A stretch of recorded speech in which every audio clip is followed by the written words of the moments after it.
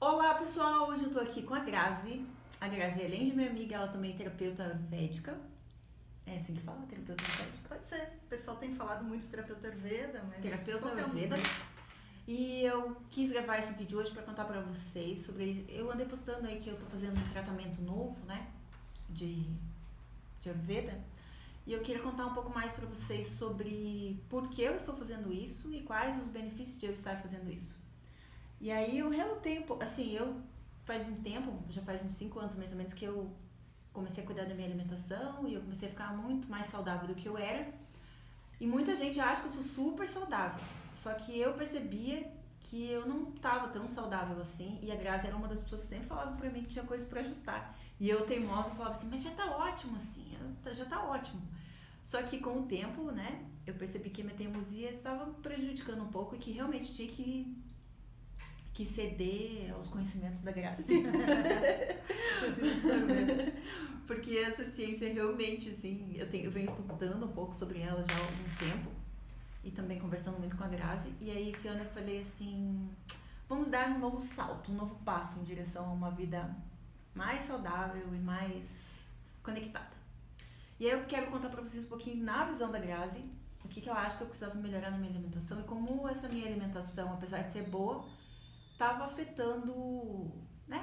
Tava gerando desequilíbrio na minha vida, Sim, né? é. A Ellen, ela, bom, como ela falou, há algum tempo eu olhava para as questões, porque a gente sempre conversou muito, né? E eu olhava e falava, você precisa trabalhar um pouco esse excesso de ar que você tem dentro de você, né? Porque ele te atrapalha em determinados aspectos e tudo mais. Mas ela ficava sempre no nível da conversa, do tá, vamos lá, né? E não rolava nunca. E aí, há um tempinho atrás, alguns dias atrás, na verdade, né, a Ellen me procurou e a gente realmente sentou, fez uma avaliação, né? E olhando dentro dessa questão, sim, quando você olha para a vida que a Ellen tem, para a alimentação que ela tem, você pode dizer, nossa, é meu sonho, né? Me alimentar da forma como ela se alimenta, porque é muito saudável, né? E aqui eu acho bem importante colocar um ponto que a Ellen é vegana, né? Mas é uma vegana que se alimenta de uma maneira muito saudável, né? Não fica recorrendo só aos industrializados, né? Ela faz a comida dela e é maravilhosa. Mas existem aspectos, e aí entra a questão do Ayurveda, que o Ayurveda individualiza a pessoa, né? Então nem tudo o que é saudável para mim é saudável para Ellen. Nós temos biotipos diferentes e mesmo que a nossa nomenclatura de biotipo fosse igual, por exemplo, eu sou uma Kapha-Pitta e ela fosse uma Kapha-Pitta, o tratamento seria diferente, né? Muito provavelmente a alimentação diferente, porque tudo vai depender do que seja o seu metabolismo, né? Então, ao contrário do que muitas pessoas pensam, o Ayurveda, ele não coloca a gente numa caixinha de doshas, né? Um terapeuta ayurvédico que seja sério, que realmente estude, ele vai, claro, se importar com os doshas, né? Mas dosha não é a finalidade do Ayurveda, né? Você não vem numa consulta ayurvédica para saber seu dosha. Você vem numa consulta ayurvédica para buscar um equilíbrio. Mas né? a gente pensa isso no começo, né? A Porque eu gente já pensei, pensa. eu vou na consulta pra descobrir. Há uns anos atrás, né? Antes de eu saber que era Ayurveda, eu pensava, que legal, hoje eu vou descobrir qual que é o meu dojo. Porque as pessoas se conhecem, é tipo signo, né? Oi, nossa, eu acho que você é vata. Igual eles falam, por exemplo, assim, eu acho que você é, sei lá, de Oxum, Iemanjá. Eu acho que você é aquariano. Você É um negócio assim. Os doshas acabaram, eu brinco, né? Eu falo, os doshas acabaram virando meio que uma entidade oracular, assim, né? E na verdade eles são uma lente que a Ayurveda usa para enxergar a fisiologia. E isso é muito louco, porque daí as pessoas criam estereótipos em cima disso, né? Todo vata é maluco, todo pita é raivoso, todo kapha é preguiçoso. Nossa, isso é uma inverdade muito grande, assim, não tem nada a ver com isso, né? E uma coisa legal, assim, de falar é que, assim, tem muita gente que não sabe o que é dosha, né? Uhum. E aí eu vou falar um pouco do que eu aprendi com a Grazi também. Do que eu li e do que eu aprendi com ela. Quando a gente nasce, a gente tem uma constituição própria, que é nossa. A gente nasceu com aqueles elementos. Então, o Ayurveda fala que a gente tem 5 elementos, né? São 5 elementos. Não é nosso. O universo é formado por 5 todo o elementos. universo de 5 elementos, né? Uhum. Que a medicina chinesa também fala, porque é baseada no Ayurveda também, né? Isso. Que é o fogo, a água, a terra, ar e espaço, né? O éter, né? O éter. E aí esses elementos se combinam e formam os doshas, que são o quê? As características né, de cada pessoa, os elementos que constituem na maior parte aquela pessoa, é isso? Desculpa. Pode falar. Porque, assim, tudo que está manifestado nesse universo material aqui é formado pelos 5 elementos. Então, todo mundo, qualquer coisa tem os 5 elementos, mas predomina nos aspectos seus, por exemplo, determinados elementos. E a predominância desses elementos em você, um dos 5, ou 2 dos 5, ou 3 dos 5, é essa predominância que vai determinar o que a gente chama de Prakruti, que é a sua natureza que você recebe, não é bem na hora do nascimento, é antes ainda, lá na hora da concepção. Quando está sendo formado. No momento da concepção ali se dá a sua natureza. Você recebe lá um presentinho, uma maletinha, diz, ó, essa maleta aqui de ferramentas é o que você tem para viver, é o que tem para hoje. Seu foguinho, sua aguinha, seu arzinho, sua terrinha. E aí uma coisa importante é, por exemplo, eu sempre fui muito aérea, né? Eu achava que ser aquariana e tudo mais, que era legal ser assim. E eu era até meio relutante em relação a isso, porque as pessoas falam, acho que você é vata, porque você é bem avoada, né? Mas eu era meio relutante, eu falei assim, não, mas daí eu não vou ser mais tão aérea, eu achava legal ser aérea. Até que eu tive que me render ao fato de que talvez esse ar todo não fosse tão bom pra mim, não tivesse talvez a ver com quem eu sou de fato, porque como que, se é um desequilíbrio, se o ar é um desequilíbrio na minha vida, né? Como é que eu vou expressar a minha natureza verdadeira e fazer tudo que eu tenho que fazer aqui na Terra se eu não tenho um equilíbrio? Então aí esse ar, sei lá, aconteceu alguma coisa no universo, né? Eu tive alguma doença, né? Não vou contar que doença foi, mas eu tive um problema de saúde. E aí esse problema de saúde me fez ter a humildade de falar, isso não tá certo, eu tenho que me trabalhar, eu tenho que melhorar isso. Eu tive que vencer essa resistência de gostar de ser do ar, né? E aí na consulta eu descobri que eu não sou realmente vata, né? Não. Na sua natureza não há vata. Há o vata. Todo mundo tem os 3 doshas, né? Mas não em predominância na sua natureza. No seu desequilíbrio, sim. Aí o vata está em predominância, né? Eu não sei se eu posso só pegar um gancho teu aqui agora, porque essa história que a Ellen contou, né? De você receber essa natureza sua, né? Muita gente hoje em dia se considera vata. Esse é um diagnóstico o mais comum, né? Que as pessoas se autodiagnosticam. Por quê? Porque a nossa vida é muito vata, né? Então a gente vive num momento muito vata. Vata é ar e éter. Então você imagina vata sendo ar e éter. É um balão, né? Sobe, ninguém segura. E aí, quando a gente tem uma vida como a moderna, como a gente tem, que a gente não anda a pé, nós não colocamos os pés na terra, a gente se alimenta de alimentos artificiais, várias, né? Muita informação, muita tecnologia, muito tempo no celular, né? A gente hoje não levanta da cadeira para trocar o canal da televisão, a gente não faz manivela para levantar o vidro do carro, é tudo automatizado. Isso agrava muito o vata, né? Isso gera uma insegurança muito grande nas pessoas. E aí a grande maioria das pessoas, quando perguntam para você é ansiosa? Eu sou. Você tem insônia? Tenho. Você tem gases? Tenho. Então você é vata. Não, isso tudo são exemplos de desequilíbrio, né? Não é bom ter gases, não é bom ter insônia, não é bom ter ansiedade. Então, se você está ansiosa, não quer dizer que você seja vata, pode ser que você esteja vata. Pode ser que você seja uma vata, mas se está apresentando características negativas do dosha, é desequilíbrio, você sendo vata ou não. Né? Então, e esse desequilíbrio precisa ser tratado. Né? Esse é o grande pulo do gato. Né? Então, as pessoas acham, a maioria, que são vata. E nesse aspecto que você falou, né? Não, eu sou vata porque eu sou sensível. Né? Tem um outro aspecto interessante da gente falar aqui, que quanto mais próxima da sua natureza você estiver, mais você manifesta os seus dons. Porque o Ayurveda ele é uma ciência que não é uma ciência apenas técnica, né? É uma ciência que contempla a inteireza do ser. Então, a questão mental, a questão emocional, a questão física e a questão espiritual. Então, se você tem uma natureza para viver e você precisa manifestar determinadas coisas nesse mundo, você vai conseguir manifestar naquela natureza. Fora daquela natureza, Tudo derrapa. Você fica dando volta, correndo atrás do rabo. Você fica doente. né? Então eu lembro muito desse teu, né? Mas eu quero esse meu vento, porque, né? Eu sou criativa, mas você vai ser mais criativa, provavelmente, dentro do seu equilíbrio, mas essa criatividade também vai estar em equilíbrio. Ela vai poder ser aplicada, ela vai poder ser trabalhada, você vai usufruir dela. Enquanto que com o vata alto você não usufrui, porque fica aquela coisa, tipo, muito expandida. Você fica trocando de canal o tempo todo, você não consegue ter foco e ir até o fim nas suas atividades. Quando chega na metade você já quer desistir, porque você já teve uma ideia mais legal. E você começa a ficar ansioso com tudo isso, né? E eu acho que, assim, uma das coisas que eu sempre procuro na minha vida, desde sempre, é o que eu vim fazer nesse planeta, né?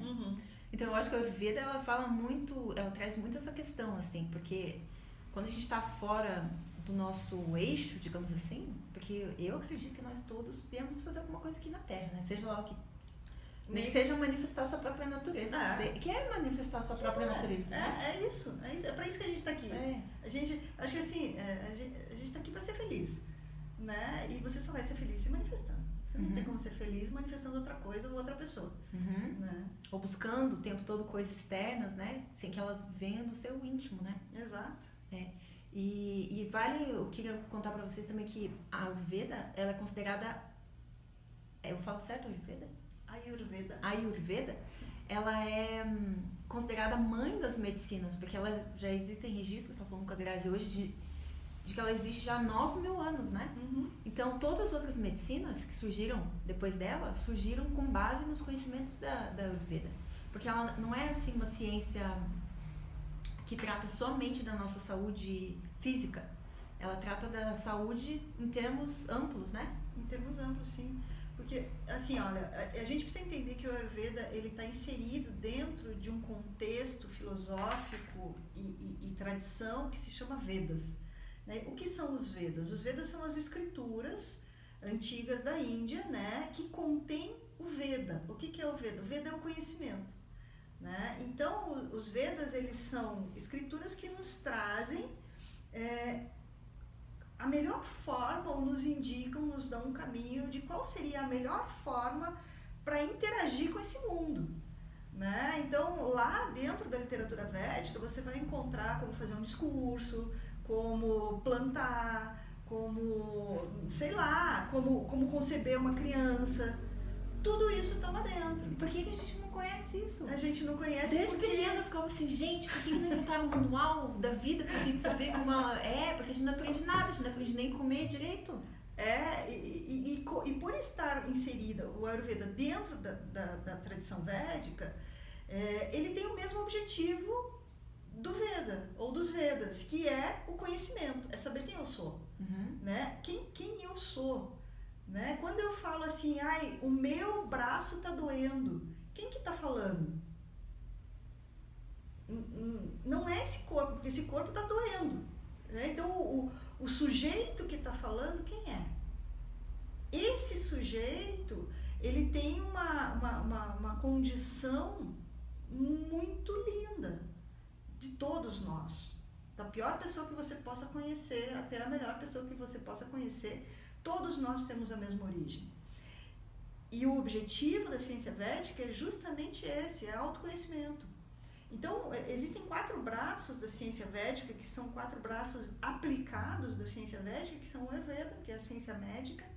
Aí nós temos o Yoga, que são as práticas para usufruto da espiritualidade, né? Nós temos o Vastu Shastra, que é a harmonização de ambientes segundo a tradição védica, e nós temos o Jyotish, que é a astrologia védica. Então, esses 4 braços da ciência védica aplicados, eles trazem pra gente um manual de como viver. Né? Quando você estuda yoga, você vai aprender yamas e niyamas. É meio o que fazer e o que não fazer nesse mundo. Qual é a ética? Qual é a ética do yoga? Né? O Ayurveda também tem os yamas e niyamas, não com esse nome, mas tem. E no fundo, só o que a gente quer é ser feliz. E se a gente quer, só que essa felicidade, ela tá onde? Né? Essa felicidade a gente muitas vezes vai buscar no celular novo, no emprego novo, no curso novo, no relacionamento novo, na outra pessoa. Só que na realidade o que a gente tem que perceber é essa felicidade está em nós, porque nós somos parte, só que materializada, de uma realidade superior que tem como características um termo em sânscrito, Satchit Ananda, né? O que é Satchit Ananda? Satchit Ananda é o conhecimento absoluto, a verdade absoluta e a bem-aventurança ou a felicidade absoluta. Então, o sofrimento humano se dá porque a gente está constantemente em busca dessa felicidade absoluta e a gente procura no lugar errado. Né? E para que veio o Ayurveda, e veio o Yoga, e veio o Vastu Shastra, e veio o Jyotish? Para dizer para você assim, olha, Ellen, você precisa comer assim, porque a partir do momento que você comer assim, você vai poder manifestar sua natureza, e mais próxima da sua natureza você vai saber quem você é. Longe dela você não vai saber. Fazendo o que os outros querem, atuando no mundo com medo de ser quem você é, né? Isso aí, você vai adoecer, não tem outra. O resultado da fórmula é viva conforme você não é e tenha uma doença. Seja ela de que nível for, né? Se for nível físico, nível emocional, psicológico, mental, que hoje o que a gente mais vê são pessoas com problemas e desordens psíquicas, né? Sim. E aí uma das coisas que eu me pergunto, quando eu faço terapia floral com os meus clientes, pacientes, eu sempre percebo que a gente está trabalhando um dos aspectos daquela pessoa, que é o aspecto energético, né? A gente trabalha nos pensamentos e emoções. Mas uma coisa que eu percebo que faz muita diferença, querendo ou não, também é a questão da alimentação. Porque como que eu vou dar um floral para uma pessoa ficar mais equilibrada se no dia a dia ela passa muito mal com problemas de saúde que o floral não vai corrigir? Então o que o floral vai fazer? Ele trabalha te dando um suporte para você conseguir fazer as transformações que você precisa. Ele te dá um up, mas você precisa usar ele para se transformar e não só tomar o floral e achar que, nossa, eu tomei o floral e tudo já aconteceu. Não, ele vai te dar força para você fazer essa transformação. Vai te dar mais equilíbrio mental para que você consiga ir atrás das outras mudanças que você também precisa, né? Eu acho a terapia floral divina, assim, eu acho maravilhosa. Mas é justamente isso que você fala, assim, o grande problema do homem moderno é que ele tende a relacionar ou a entregar os seus problemas para um outro ser qualquer cuidar, né? Então hoje a gente entrega para o médico, a gente entrega para o psicólogo, para o psiquiatra, para o terapeuta Ayurveda, para o terapeuta floral, né? E quando você vai para qualquer tipo de terapia com esse olhar, a tendência de não funcionar é muito grande. Porque o Ayurveda vai dizer assim, né? Existem 4 fatores do tratamento. O primeiro fator é o uso correto ou o uso de bons insumos, né? O segundo é a prática terapêutica, ou seja, a terapêutica tem que ser bem aplicada, né? O médico tem que saber o que está fazendo, né? Então aqui a gente tem 50% do processo. Os outros 50% é a responsabilidade do paciente. Que é seguir aquelas instruções.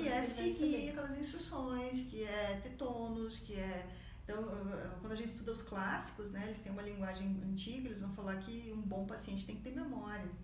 Por que um bom paciente tem que ter memória? Para não esquecer de tomar remédio. É simples. Porque eu esqueci de uns remédios. É simples, né? O Ayurveda não é complicado. O Ayurveda é complexo, mas ele não é complicado. Né? Você faz Ayurveda. O meu primeiro professor de Ayurveda, ele falava assim, se você precisar fazer um Shirodhara, que talvez vocês já tenham visto fotos na internet, aquele fluxo de óleo aqui no terceiro olho, né? Você precisar fazer um Shirodhara, você pode fazer um Shirodhara com um saquinho de leite, um saquinho plástico. Você não precisa desse aparato todo. O Ayurveda é simples, né? Você vai na Índia, o Ayurveda é muito simples. Eu até li que parece que o Ayurveda foi criado também porque a Índia era um país muito pobre e eles precisavam de uma medicina barata que tratasse o maior número de pessoas de uma vez. Isso procede? A história da fundação do Ayurveda na Índia, ela remota muito mais anterior a isso, na verdade, né? isso que eu tô falando desculpa, eu acho que não era o Ayurveda. as outras medicinas de outros países. A China, por exemplo, precisava de uma medicina barata, e aí se inspirou na medicina indiana para conseguir produzir essa medicina. Eu acho que era isso. Talvez seja isso, assim, porque como o Ayurveda, a história terrena do Ayurveda, ela se inicia nas tribos mesmo, né? Então eles é muito bonito, assim, quando a gente vai para a Índia, eu levo todo ano o pessoal para lá, né? Lá onde a gente vai tem um museu do Ayurveda, e é muito lindo você conhecer a história do Ayurveda com estátuas de cera do tamanho natural e tal. E lá tem então o início dessa história terrena do Ayurveda muito na observação, né? Então a pessoa, um exemplo bobo, mas a pessoa estava correndo no mato, ela chutava uma pedra, saía um líquido vermelho de dentro do dedo. E aí de repente ela via que tinha lá um hibisco e se ela apertasse o hibisco saía um líquido vermelho de dentro do hibisco. Na cabeça e no raciocínio daquela pessoa, então esse hibisco poderia ser usado para o tratamento daquele líquido, né? E confere, né? A gente tem um exemplo muito difundido por aí, que é o exemplo da noz, né? A noz, aquela noz, qual que é aquela que é toda tortinha? Aquela que parece um cérebro mesmo? Isso, né? Que ela tem... nossa mesmo. Tem a noz pecan, tem várias, né? Agora eu sempre troco as duas. Mas enfim, eu só conheço a noz, eu sei que tem a pecan que é de outro tipo. Aquela que abre e parece um cérebrozinho, né? Ela é excelente para o cérebro, né? Então, a natureza, ela é perfeita, né? O Ayurveda tem vários aforismos, né? A gente, poderia escrever um livro só disso, assim. Ou a gente podia ficar assim uma semana falando. Uma semana, né? Tipo, o que ele fala também, assim, aquilo que você precisa cresce perto de você. Então, de repente, você está lá na sua casa e tem um monte de dente de leão crescendo lá, observa seu fígado, observa seu sangue, né? Tem um monte de quebra-pedra, dá uma olhada no seu rim, vê se, né?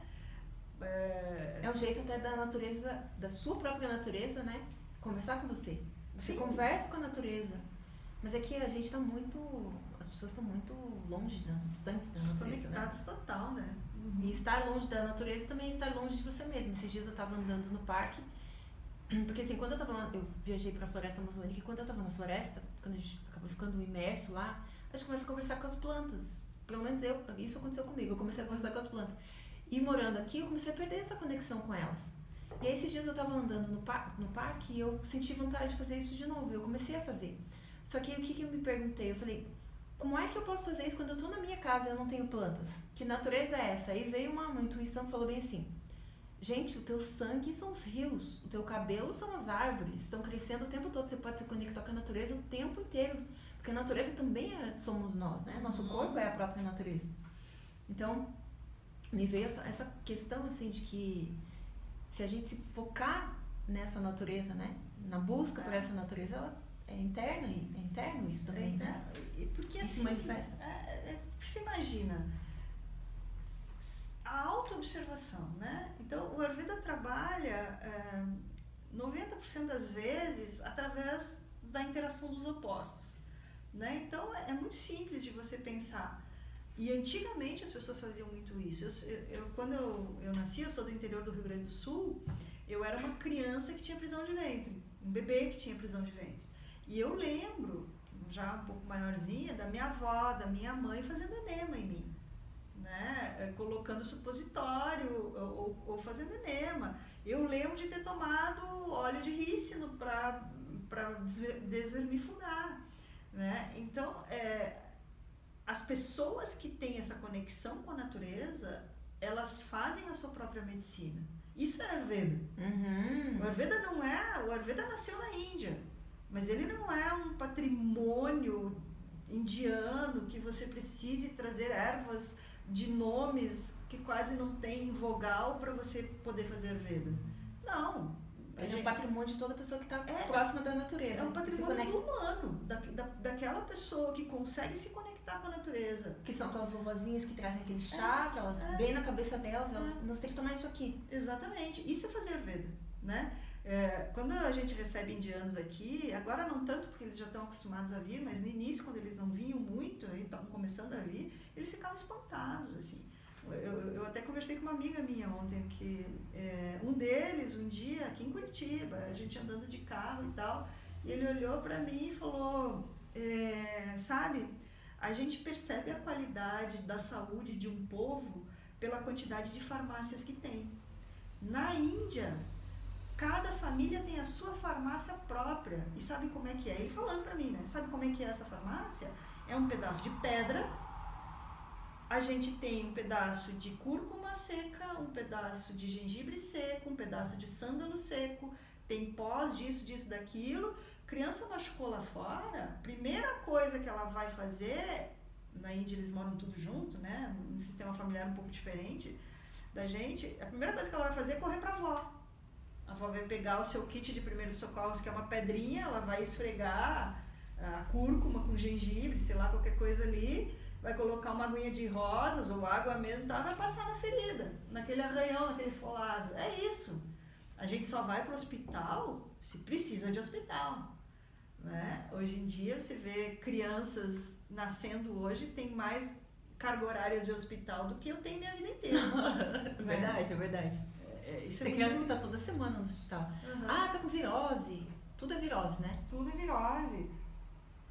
As doenças respiratórias hoje em dia, né, são muito intensas nas crianças, porque aí a gente vem nesse As alergias de pele. Alergias de pele, a gente vem nesse aspecto todo de intoxicação alimentar que as pessoas têm. Quantas pessoas hoje, é difícil receber alguém no consultório hoje que não tem algum tipo de intolerância. É muito difícil, né? E aí você olha para a pessoa e fala, não, vamos ver se isso é intolerância mesmo ou se você só tá com um sistema digestivo fraco. Uma pergunta que eu sempre recebo às pessoas é como que elas podem cozinhar os grãos para não ter gases.